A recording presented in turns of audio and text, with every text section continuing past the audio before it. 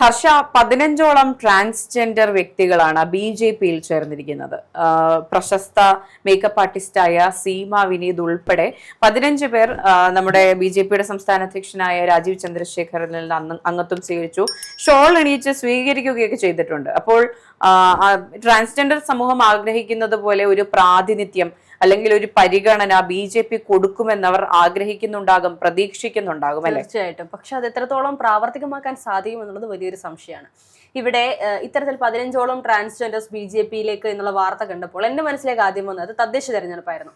കഴിഞ്ഞ തദ്ദേശ തെരഞ്ഞെടുപ്പിൽ ഇത്തരത്തിൽ 2 ട്രാൻസ്ജെൻഡേഴ്സിനെ കോൺഗ്രസ് സ്ഥാനാർത്ഥികളായി നിർത്തുന്ന ഒരു സാഹചര്യം നമ്മൾ കണ്ടിരുന്നു. അരുണിമയും അമയയും അവർ രണ്ടുപേരും പിന്നീട് പരാജയപ്പെടുന്ന ഒരു സാഹചര്യം ഉണ്ടായിരുന്നു. പക്ഷേ അങ്ങനെ ഒരു ഇനീഷ്യേറ്റീവ് എടുക്കാൻ കോൺഗ്രസ് കാണിച്ച ഒരു മാനസികാവസ്ഥ, അതിനെ പലരും വിമർശിക്കുന്ന ഒരു സാഹചര്യം ഉണ്ടായിരുന്നു. അതായത് ഇങ്ങനെയുള്ള ഈ ഒരു അവസരത്തെ ചൂഷണം ചെയ്യുകയാണ്, അല്ലെങ്കിൽ ട്രാൻസ്ജെൻഡേഴ്സിനെ കൊണ്ടുവന്നത് കൊണ്ട് ഒരു പ്രീതി പിടിച്ചുപറ്റാൻ സാധിക്കും എന്നുള്ളത് വെറും തെറ്റിദ്ധാരണയാണ് എന്നൊക്കെയുള്ള വാർത്തകൾ. പക്ഷേ പ്രീതി പിടിച്ചുപറ്റാൻ സാധിച്ചു എന്നുള്ളതിന് തെളിവാണ് BJP-യുടെ ഈ നീക്കം എന്ന് പറയുന്നത്. BJP-യുടെ മുൻകാല ചരിത്രം പരിശോധിച്ചാൽ നമുക്കറിയാം അവർ എങ്ങനെയാണ് ഈ പറയുന്ന ട്രാൻസ്ജെൻഡേഴ്സിനെ കണ്ടിരുന്നത് എന്നുള്ളത്. ഇതിനു മുൻപ് നമ്മൾ പരിശോധിച്ചാൽ നമുക്ക് തിരിച്ചറിയാൻ സാധിക്കും. അവരുടെ ഒരു വ്യക്തിത്വത്തെ ചോദ്യം ചെയ്യുന്ന രീതിയിൽ, അല്ലെങ്കിൽ അവരുടെ ഒരു ജെൻഡറിനെ വലിയ രീതിയിൽ നാണം കെടുത്തുന്ന രീതിയിലൊക്കെ പബ്ലിക്കായിട്ട് പരാമർശങ്ങൾ നടത്തിയ ഒരുപാട് BJP പ്രവർത്തകരെയും ആ ഒരു സിറ്റുവേഷന് നമ്മൾ കണ്ടിട്ടുള്ളതാണ്. അതൊന്നും ഒരുപാട് വർഷങ്ങൾക്ക് മുൻപൊന്നും അല്ല, ഈ കഴിഞ്ഞ കുറച്ച് നാളുകൾക്ക് മുൻപാണ്. എന്നിട്ടാണ് ഈ പറയുന്ന BJP ഇങ്ങനെയുള്ള ട്രാൻസ്ജെൻഡേഴ്സിനെ ഞങ്ങൾ ചേർത്ത് നിർത്തുന്നു, പുതിയൊരു തുടക്കം കുറിക്കുന്നു എന്നൊക്കെയുള്ള രീതിയിൽ വലിയ രീതിയിൽ വാദങ്ങളൊക്കെ ഉയർത്തുന്നത്. പക്ഷെ അത് എത്രത്തോളം അവർക്ക് ഗുണം ചെയ്യുമെന്നുള്ളത് ചരിത്രം പരിശോധിച്ചാൽ മാത്രമേ നമുക്ക് അറിയാൻ സാധിക്കുകയുള്ളൂ. അതെ, കഴിഞ്ഞ തദ്ദേശ തെരഞ്ഞെടുപ്പിൽ പോലും പരിശോധിക്കുകയാണെങ്കിൽ എനിക്ക് തോന്നുന്നു LDF ആയിക്കോട്ടെ, UDF ആയിക്കോട്ടെ, BJP ആയിക്കോട്ടെ, ട്രാൻസ്ജെൻഡർ കമ്മ്യൂണിറ്റിയെ ചേർത്ത് നിർത്തുന്നതിൽ ഇവരെല്ലാം പരാജയമാണെന്ന് തന്നെയാണ് എന്റെ അഭിപ്രായം. ഇപ്പോൾ കമ്പയർ ചെയ്ത് നോക്കിയാൽ തമ്മിൽ ഭേദം തൊമ്മൻ എന്ന് പറയുന്നത് പോലെയാണ് UDF-ന്റെ കാര്യം. ഇപ്പോൾ കഴിഞ്ഞ തദ്ദേശ തെരഞ്ഞെടുപ്പിൽ 2 സീറ്റ്, ഇപ്പോൾ കഴിഞ്ഞ തദ്ദേശ തെരഞ്ഞെടുപ്പ് വെറുതെ മത്സരിക്കുകയായിരുന്നില്ല UDF. കൃത്യമായി ഇലക്ഷൻ എഞ്ചിനീയറിംഗ് നടത്തി, കൃത്യമായ സ്ഥാനാർത്ഥി നിർണയം നടത്തി തന്നെയാണ് ഈ പറഞ്ഞ ഇലക്ഷന് വേണ്ടിയിട്ട് ഇറങ്ങിയത്. അപ്പോൾ പോലും 2 സീറ്റ് ഈ പറഞ്ഞ ട്രാൻസ്ജെൻഡർ വ്യക്തികൾക്ക് കൊടുക്കാൻ തയ്യാറായത് UDF ആണ്. വളരെ അഭിനന്ദാർഹമായ കാര്യം തന്നെയാണ് അവർ ചെയ്തിട്ടുള്ളത്. അതൊരിക്കലും കുറച്ച് കാണിക്കുകയല്ല.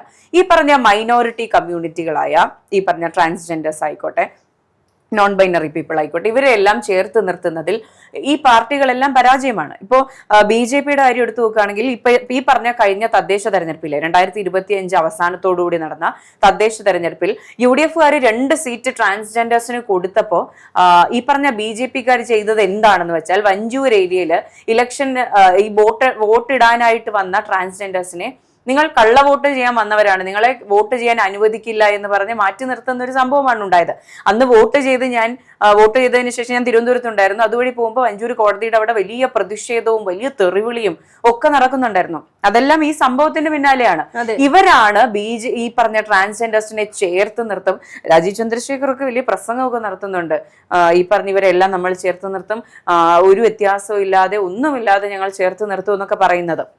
പക്ഷേ താഴെത്തട്ടിലുള്ള നിങ്ങളുടെ പ്രവർത്തകർ, ഇതുപോലുള്ള മറ്റ് നേതാക്കൾ ഇവരെ അവജ്ഞയോടെയാണോ കാണുന്നത്? ഈ പറയുന്ന സ്റ്റേജിൽ കയറി നിന്ന് പറയുന്ന പരിഗണന ഇവർക്ക് തുടർന്നും ലഭിക്കുമോ എന്നുള്ള കാര്യം നിങ്ങൾ ഉറപ്പുവരുത്തേണ്ടിയിരിക്കുന്നു. തീർച്ചയായിട്ടും ഈ പറയുന്ന പാർട്ടികളെ ഇപ്പോൾ, അല്ലെങ്കിൽ ഈ പറയുന്ന മുന്നണികൾ, UDF ആയിക്കോട്ടെ, LDF ആയിക്കോട്ടെ, BJP ആയിക്കോട്ടെ, ഇവർക്ക് എല്ലാവർക്കും തന്നെയും ഈ പറയുന്ന ട്രാൻസ്ജെൻഡേഴ്സ് കമ്മ്യൂണിറ്റിയുടെ ഒരു കമ്മിറ്റി, അല്ലെങ്കിൽ അവരുടെ കീഴിൽ എത്തരത്തിലുള്ള ഒരു കമ്മിറ്റി ഉണ്ട് എന്നുള്ളത് യാഥാർത്ഥ്യമാണ്. അങ്ങനെ ഒരു സംഘടനയുണ്ട്. പക്ഷേ ഈ പറയുന്ന പോലെ അധികാര സ്ഥാനത്തേക്ക് എത്ര പേര് വന്നു, അല്ലെങ്കിൽ എത്ര പേര് അതിനുവേണ്ടി മുന്നോട്ട് കൊണ്ടുവന്നു എന്നുള്ളത് വലിയൊരു സംശയമാണ്.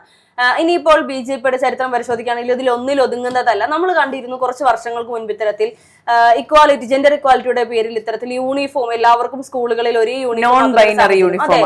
അപ്പോൾ പെൺകുട്ടികൾക്കും ആൺകുട്ടികൾക്കും ഒക്കെ തന്നെയും ഒരുപോലെ എന്ന് പറയുമ്പോൾ അതിന് പ്രധാനമായ ഉദ്ദേശം എന്ന് പറയുന്നതും ഇത്തരത്തിലുള്ള ഈ അതേഴ്സ് എന്നുള്ളൊരു കാറ്റഗറി ഉണ്ട്. അങ്ങനെ ഒരു കാറ്റഗറിയുടെ ആവശ്യമില്ല, അല്ലെങ്കിൽ സ്ത്രീയെന്നോ പുരുഷനെന്നോ അതേഴ്സ് ഒന്നും ഇല്ലാതെ എല്ലാവരെയും ഈക്വൽ ആയിട്ട് കാണുന്നതിന് വേണ്ടിയിട്ടാണ് അങ്ങനെ ഒരു തീരുമാനത്തിലേക്ക് കൊണ്ടുവന്നത്. അതുപോലും BJP നിഷേധിക്കുന്ന ഒരു സാഹചര്യം നമ്മൾ കണ്ടിരുന്നു. അപ്പോൾ അവർ പറയുന്നത് ഈ പറയുന്ന കുടുംബത്തിന്റെ പാരമ്പര്യം, അല്ലെങ്കിൽ നമ്മുടെ സംസ്കാര രീതി, ഇതിനെയൊക്കെ വലിയ രീതിയിൽ ചോദ്യം ചെയ്യുന്ന ഒരു നിലയിലേക്ക് ഇതൊക്കെ കൊണ്ടെത്തിക്കും എന്നുള്ളതാണ്. അപ്പോൾ അങ്ങനെയുള്ള ആളുകളെ മാറ്റി നിർത്തുന്ന ഈ പറയുന്ന പാർട്ടി എങ്ങനെയാണ് ഇപ്പോൾ ഈ 15ഓളം ആളുകൾ ചെല്ലുമ്പോൾ അവരെ സ്വീകരിക്കുന്നതും അവർക്ക് അർഹിക്കുന്ന സ്ഥാനം കൊടുക്കുന്നത് എന്നുള്ളത് വലിയൊരു ചോദ്യം തന്നെയാണ്. അതെ, ഇപ്പോൾ ഈ പറയുന്ന എല്ലാവരെയും BJP-യിലേക്ക് ക്ഷണിക്കുമ്പോൾ ഉറപ്പായും പാർട്ടി കൊടുക്കുന്ന കുറെ വാഗ്ദാനങ്ങൾ ഉണ്ടാകും. നിങ്ങൾക്ക് വേണ്ടി ഞാൻ അത് ചെയ്യും, ഇത് ചെയ്യും, അങ്ങനെ ചെയ്തു തരും, നിങ്ങൾക്ക് അവകാശം തരും, പ്രാതിനിധ്യം ഉറപ്പാക്കും എന്നുള്ള വാഗ്ദാനങ്ങളെല്ലാം കൊടുക്കുന്നുണ്ട്. നിങ്ങൾക്ക് ഈ വാഗ്ദാനങ്ങളെല്ലാം പാലിക്കാൻ നടപ്പാക്കാൻ സാധിക്കുമെങ്കിൽ നല്ലത്. ഏത് പാർട്ടി അത് ചെയ്താലും ഈ പറഞ്ഞ മൈനോറിറ്റി കമ്മ്യൂണിറ്റിക്ക് ഇതെല്ലാം ചെയ്തു കൊടുക്കാൻ പറ്റുമെങ്കിൽ നല്ല കാര്യം തന്നെയാണ്. പക്ഷെ ഇത് വാഗ്ദാനങ്ങൾ മാത്രമായി പോകരുത്. ഒരു ഇലക്ഷന് വേണ്ടിയിട്ടുള്ള ഒരു വെറും പ്രൊപ്പഗാൻഡ അല്ലെങ്കിൽ ഒരു അജണ്ട മാത്രമായി ഇത് മാറരുത്. ഇപ്പോ കേന്ദ്രത്തിലാണെങ്കിൽ ഈ പറഞ്ഞ കേന്ദ്ര സർക്കാർ കൊണ്ടുവന്ന ട്രാൻസ്ജെൻഡർ അവകാശ സംരക്ഷണ നിയമങ്ങളുണ്ട്. ഇതിലെല്ലാം പറയുന്ന കുറെ കാര്യങ്ങൾ ട്രാൻസ്ജെൻഡർ കമ്മ്യൂണിറ്റി ഇപ്പോഴും അംഗീകരിച്ചിട്ടില്ല. ഒരു ട്രാൻസ്ജെൻഡർ എന്ന് പറഞ്ഞാൽ ലിംഗമാറ്റ ശസ്ത്രക്രിയ നടത്തിയിരിക്കണം, സ്ത്രീയായോ പുരുഷനായോ മാറിയാൽ മാത്രമേ ഇതിന്റെ ഉള്ളിൽ വരികയുള്ളൂ എന്ന് പറയുന്ന ഒരു നിയമമാണുള്ളത്. അതിനെതിരെ വലിയ പ്രതിഷേധങ്ങൾ ട്രാൻസ്ജെൻഡേഴ്സ് നടത്തിയിട്ടുണ്ട്. ഇപ്പൊ ഈ പറഞ്ഞ ലിംഗമാറ്റ ശസ്ത്രക്രിയ എന്ന് പറയുന്നത് വളരെ സക്സസ്ഫുൾ ആയതോ അല്ലെങ്കിൽ ഈ ചിലവ് കുറഞ്ഞതോ ആയ ഒരു ശസ്ത്രക്രിയ അല്ല, വലിയ ചിലവ് വരുന്നുണ്ട്. ഇതിൽ തന്നെ പാളിച്ചകൾ ഉണ്ടായിട്ട് ആത്മഹത്യ ചെയ്ത ട്രാൻസ്ജെൻഡേഴ്സിനെ നമ്മൾ കണ്ടിട്ടുണ്ട്. വലിയ വേദനയിൽ ജീവിക്കുന്ന ആൾക്കാരെ നമ്മൾ കണ്ടിട്ടുണ്ട്. അത്രയും ബുദ്ധിമുട്ടുള്ള കാര്യങ്ങൾ നിങ്ങൾ നടത്തിയാലേ നിങ്ങൾക്ക് ഈ അവകാശങ്ങൾ തരുള്ളൂ എന്ന് പറയുന്ന ഒരു കേന്ദ്ര സർക്കാർ, കേന്ദ്രം ആരാണ് നയിക്കുന്നത്? BJP തന്നെയല്ലേ. അപ്പോൾ അവിടെ പോലും ഒരു സമ്മർദ്ദം ചെലുത്താൻ ഇവർക്കാവുന്നില്ല. അതുപോലെ തന്നെ സ്ത്രീ സുരക്ഷയെ പറ്റി എല്ലാ പാർട്ടികളും അതുപോലെ തന്നെ കേന്ദ്ര സർക്കാരും സംസ്ഥാന സർക്കാരും എല്ലാവരും പറയുന്നുണ്ട്. സ്ത്രീകൾക്കെതിരെ അതിക്രമം നടന്നാൽ ഉണ്ടാകുന്ന പ്രത്യാഘാതങ്ങൾ, അവർക്ക് കൊടുക്കുന്ന ശിക്ഷയൊക്കെ നമുക്കറിയാം. പക്ഷേ ട്രാൻസ്ജെൻഡേഴ്സിനെതിരെ നടക്കുന്ന ലൈംഗിക അതിക്രമങ്ങൾക്ക് ശിക്ഷ എന്ന് പറയുന്നത് വളരെ ചെറുതാണ്. 6 മാസം മുതൽ 2 വർഷം വരെയൊക്കെയാണ് ശിക്ഷ. അപ്പോൾ ഇവരെ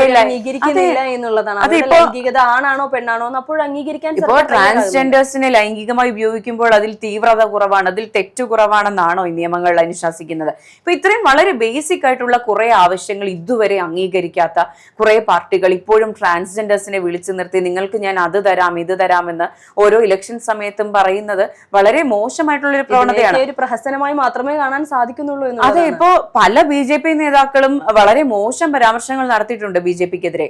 അപ്പോൾ BJPയുടെ ഒരു ഓഫീസിലേക്ക് ട്രാൻസ്ജെൻഡർ മാർച്ച് വരെ നടത്തി നമ്മൾ കണ്ടിട്ടുണ്ട്. നമ്മുടെ തലസ്ഥാന നഗരിയിലാണ് സംഭവിച്ചത്.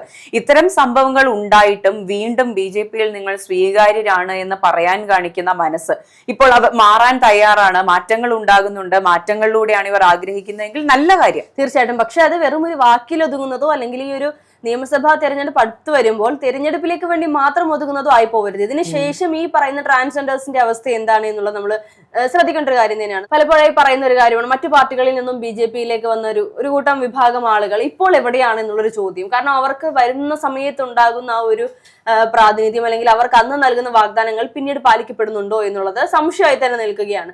ഈ സാഹചര്യത്തിൽ ഈ പറയുന്ന ട്രാൻസ്ജെൻഡേഴ്സ് വന്നു കഴിഞ്ഞാലും അവർക്ക് ഇനി എങ്ങനെയാണ് BJPയിൽ സ്വീകാര്യത ഉണ്ടാകുന്നത്? ഒരുപക്ഷെ നിയമസഭാ തെരഞ്ഞെടുപ്പിൽ വലിയ രീതിയിൽ ഒരു മാറ്റം കൊണ്ടുവരാൻ ഈ ട്രാൻസ്ജെൻഡേഴ്സ് കമ്മ്യൂണിറ്റിക്ക് സാധിച്ചില്ലെങ്കിൽ, ഈ വന്ന 15 പേരിൽ ആർക്കും സാധിച്ചില്ലെങ്കിൽ, ഇപ്പോ പിന്നീട് നമ്മൾ കാണാൻ പോകുന്നത് ഈ BJPക്ക് ഇവരെ ആവശ്യമില്ലാതെ ഇപ്പോൾ CPM തന്നെ ചില നേതാക്കന്മാർക്കെതിരെ CPM നടത്തുന്ന ചില നീക്കങ്ങളുണ്ടല്ലോ. അതായത് അവരെ പിന്നിൽ നിന്ന് ചവിട്ടുക, അല്ലെങ്കിൽ പുറകിൽ നിന്ന് കുത്തിക്കൊണ്ട് മാറ്റി നിർത്തുക, അല്ലെങ്കിൽ അവർക്ക് അവകാശപ്പെട്ട അവകാശങ്ങൾ പോലും തിരിച്ചെടുക്കുന്ന ഒരു സാഹചര്യം. ഇത് തന്നെ BJPയിൽ ഈ പറഞ്ഞ ട്രാൻസ്ജെൻഡേഴ്സിന് നമ്മൾ കാണേണ്ടി വരുമെന്നുള്ളതാണ്. അതല്ലാതെ ഈ കമ്മ്യൂണിറ്റിയെ ചേർത്ത് നിർത്താനൊരു ഉദ്ദേശം BJPക്ക് ഉണ്ടായിട്ടുണ്ടെങ്കിൽ അത് തീർച്ചയായും നല്ല കാര്യമാണ്. നമ്മൾ ഒരിക്കലും അതിന് കുറ്റം പറയില്ല. ഉദ്ദേശം നല്ലതാണെങ്കിൽ മാത്രം അത് നമ്മൾ എടുത്തു പറയേണ്ട കാര്യമാണ്. അവരുടെ സ്വാർത്ഥതയ്ക്ക് വേണ്ടിയാണെങ്കിൽ വീണ്ടും ഇങ്ങനെയുള്ള ആളുകളെ, അതായത് സമൂഹം ഇന്നും അംഗീകരിച്ചിട്ടില്ല ഇങ്ങനെയുള്ള ആളുകൾ. അതുകൊണ്ട് തന്നെ അവർ ജീവിച്ചു പോകുമ്പോൾ അവർക്ക് അനുഭവിക്കേണ്ട ഒരുപാട് വിഷമങ്ങളും വേദനകളും ഉണ്ട്. അതിനൊരു അറുതിയായിട്ട് തന്നെയാണ് പാർട്ടികളെ കൂട്ടുപിടിക്കുന്നതും അവരോട് ചേർന്ന് നിൽക്കാൻ ഇവർ മനസ്സുകൊണ്ട് ആഗ്രഹിക്കുന്നത് പോലും. എന്നിട്ട് പാർട്ടിയിൽ നിന്നും ഇതുപോലൊരു കുത്ത് വന്നാൽ അല്ലെങ്കിൽ പാർട്ടിയിൽ നിന്നും ഇതുപോലൊരു അവഗണന ഉണ്ടായാൽ അവർ അതെങ്ങനെ സ്വീകരിക്കുമെന്ന് പറയാൻ സാധിക്കില്ല.